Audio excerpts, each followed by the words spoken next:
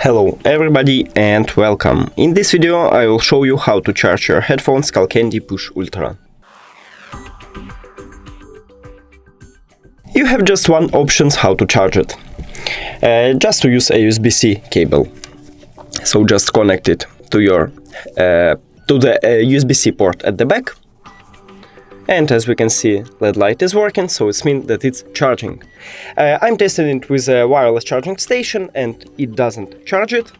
And also I'm tested it with a USB-C to USB-C cable to charge the headphones. And this is the first headphones what didn't charging of it. That's it. Thank you for watching this video. If you found it helpful, please consider subscribing to channel and leave the like on the video. It's really important to us. See you later.